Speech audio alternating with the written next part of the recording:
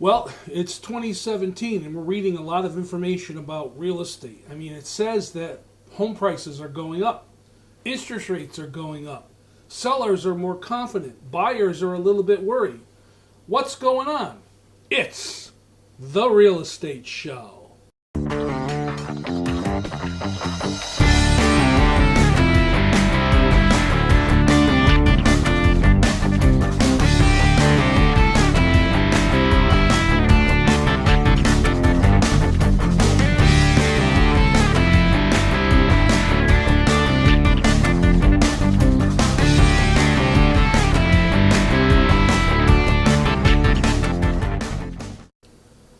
Welcome to the Real Estate Show. My name is Rick Naples. Well, the year is over and we're into a new year. There's a lot of apprehension and a lot of positive thinking about what this year is going to bring for the housing market. We haven't gotten the final numbers yet for last year. I'm still waiting for those to come out. And as I've said, I'll share those on the Real Estate Show when they become available. But so far what we're looking at is we're looking at home prices going up just slightly over 2016 compared to the previous year. And the indicators are that home prices will continue to rise, but not at a very fast rate. I was able to pull some numbers between January of 2016 and November of 2016, and then compare November of 2016 to the previous year to try to get an idea of where things are going.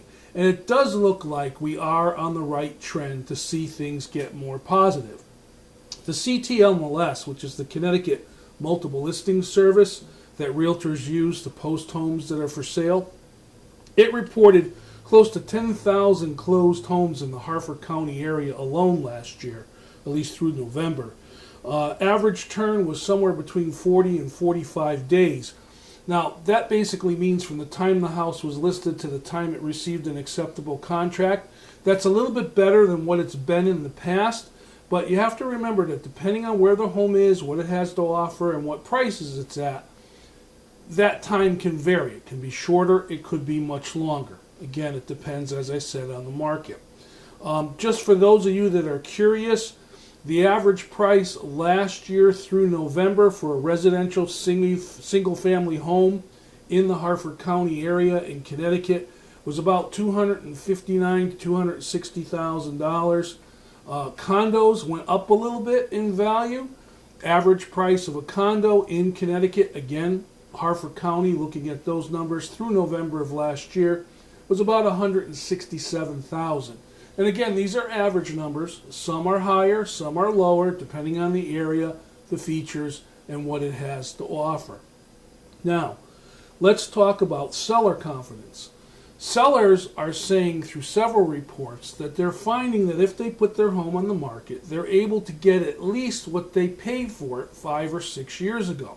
And that's good news. We all remember the housing bubble. We remember the crash of certain markets and how depressed home sales had gotten as far as what people paid for their house and what they could sell their house for. That has shown a definite recovery. And the economists are predicting that 2017 is going to continue to show that recovery. Now, let's talk about buyers. Those buyers that didn't make their move last year were concerned about interest rates because there was a lot of information coming out about interest rates going up. And they did. Towards the end of last year, we saw interest rates jump up a little bit.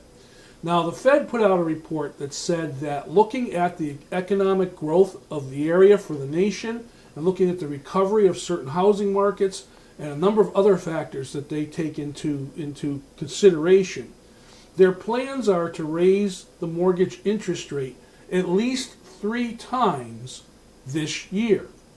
Now, I've been asked by some of my clients and by other realtors if I have any opinions as to what they'll raise the rates by. Traditionally, when the Fed raises a rate, they'll go up anywhere from 1/8 to 1/4 of a point, depending on what the market will bear. So let's just say an average of 1/4 of a point. On a 30-year mortgage, that doesn't make a huge difference as far as the monthly payment is concerned. And you have to remember that interest rates are still historically very low compared to where they were 10 years ago. I looked on bankrate.com just to see what a 30-year fixed mortgage rate average was. And it was saying that the 30-year fixed rate mortgage for a conventional loan was about 4.21%. I've seen some mortgage rates lower. I've seen some higher. Again, that's an average. If you're looking at increases of a quarter, so let's say of a point each time through the course of next year, we could be approaching or be beyond 5% interest rates going into 2018. The article went on further to say that if the economy keeps recovering, in 2018 the Fed may look at 3 interest bumps, as well as 2019 3 interest bumps. Worst case scenario, we could, by the year 2020, be looking at 8% 30-year fixed rate mortgage rates again. Well, we'll see. The jury's still out. Let's sit back and take a look at this presentation. I'll be back with some more comments on what's going to be happening this year.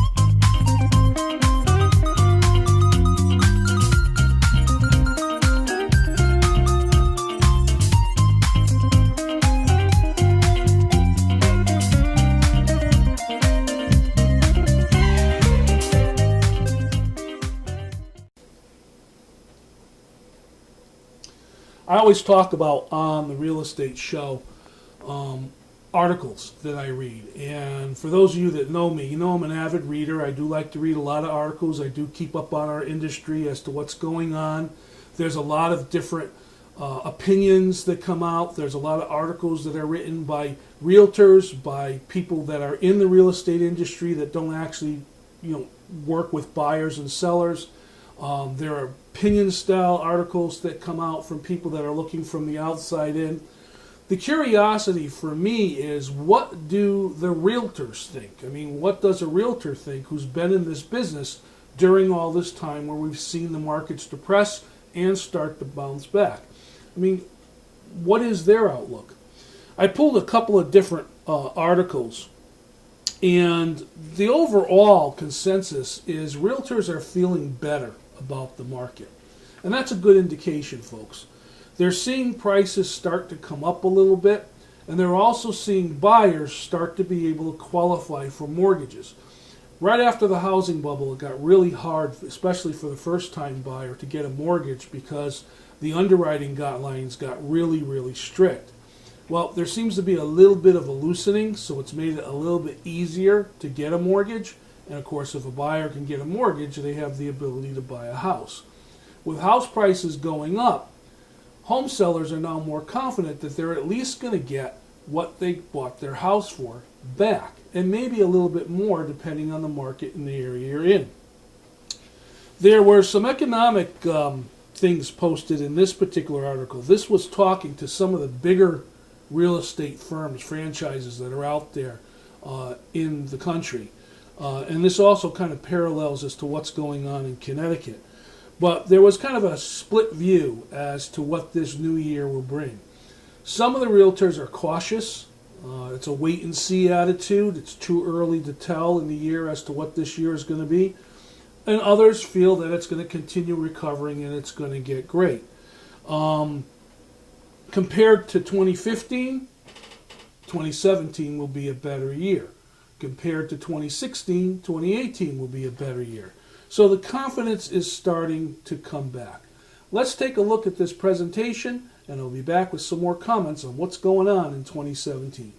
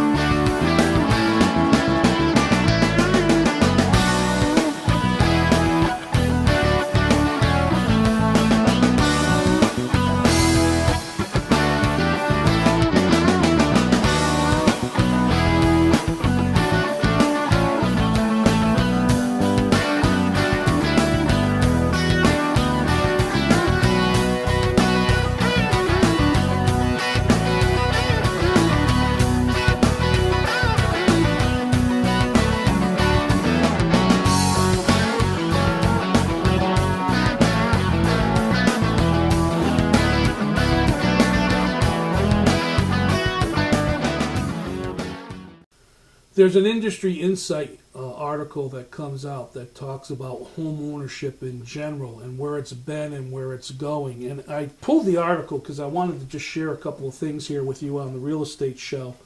The home ownership rate in America continues to hover around a 50-year low. Now that's the number of people that actually own a home compared to where it was decades ago. That is starting to increase. Real estate experts are gathering around the world are saying that the markets are getting stronger. One of the economists commented that the home ownership rate and its importance is reaching a broader economy. There are challenges. We're finding a lot of folks in their older years with their mortgages paid off are looking to sell their homes to add to their retirement funds. We've seen a lot of reverse mortgages happening because there's equity in homes again. We're seeing the buyers feeling a little bit shut out of the home market, starting to build their confidence and come back in. So overall, even the economists are saying that the markets are going to get a little bit better. Let's sit back and watch this short presentation on what's been going on with a couple of the things that the Connecticut Realtors did last year. And I'll be back with some more commentary.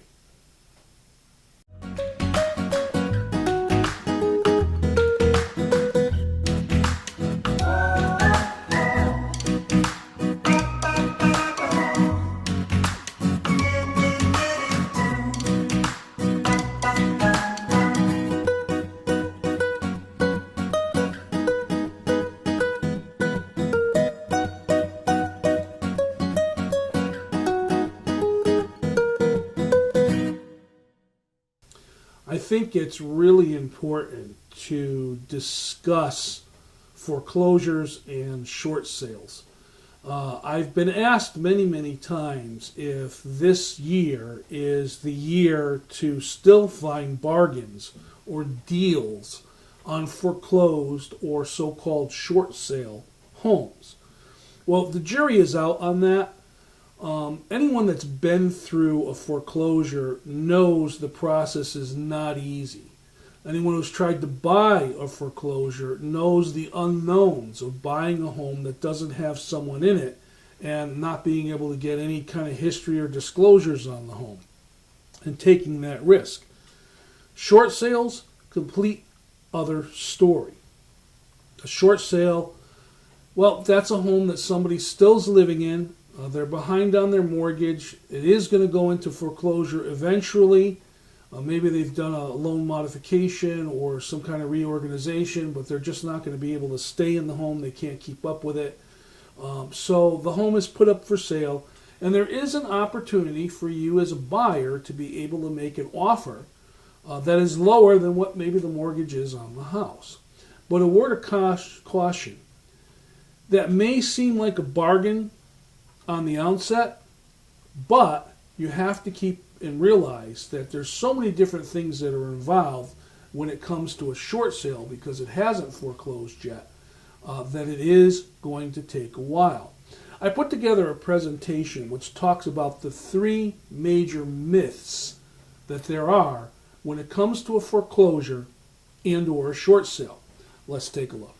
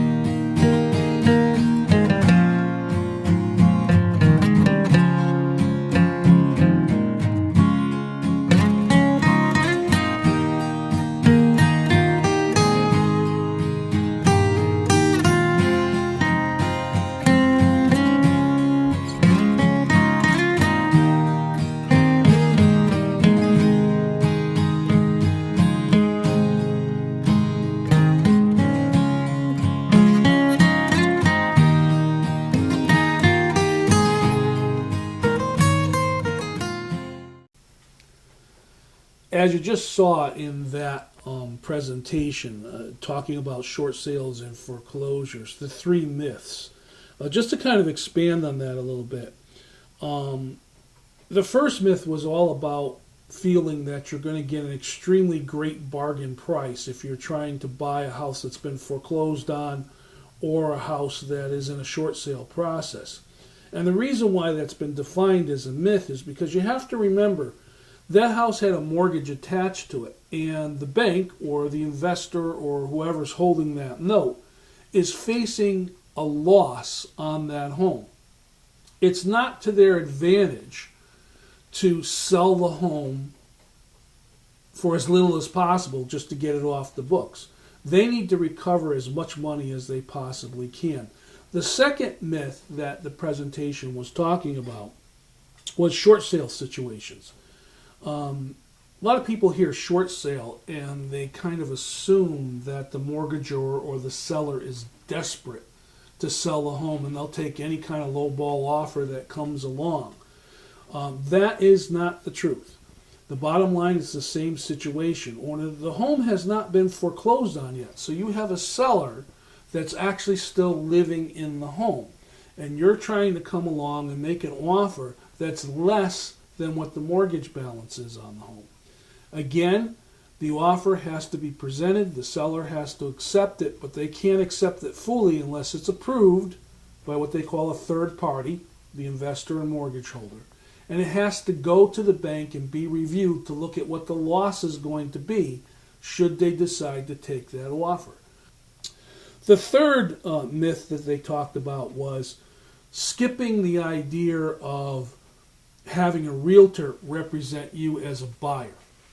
Now, what the banks will do when they foreclose on a property is sometimes they'll hold it in inventory, or they have asset managers or asset properties holders that help liquidate these properties. And a lot of them will list with a local real estate agency that specializes in selling foreclosed homes. Now, what you have to keep in mind as a buyer out there is that the listing agency represents the seller. It's their job to bring them as many offers as they possibly can and as many high offers they possibly can on that property. So if you're going to deal directly with the listing agency, you're probably going to find yourself not in a good position to get a good value on that home. Plus, the process is a little bit cumbersome. So I always advise that as a buyer, you'd like to be represented by a realtor who's been through the short sale and foreclosure process and kind of knows the way things going and can help guide you not only to what kind of offer you want to make, but also get you through the process as far as the timing is concerned in order to close on that home.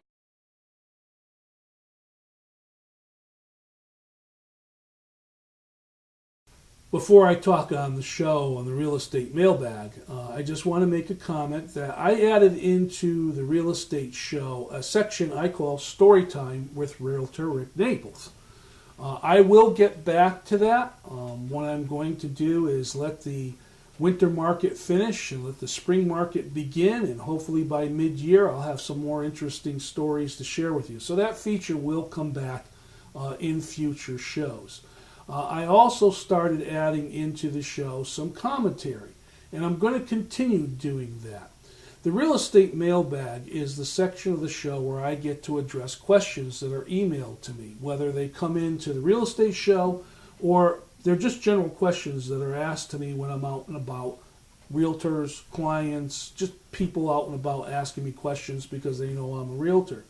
And I always get the question is it the right time to buy a home or is it the right time to sell a home? And I generally have to answer that honestly in saying the right time is all the time. The right time is the time that it's best for you. Look at all your different options and look at your needs. Talk to realtors. Look at the market. See whether or not it makes sense for you to jump in or to sit back and wait. But you know what they say, those who sit back and wait may miss opportunities. My name is Rick Naples, and this has been The Real Estate Show. I thank you very much for watching. I'll see you next time. Bella, you want to say anything about The Real Estate Show?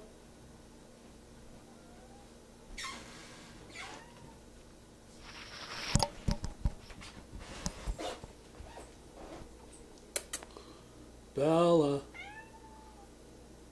you talking about real estate? What do you have to say about it? Okay, that's good advice.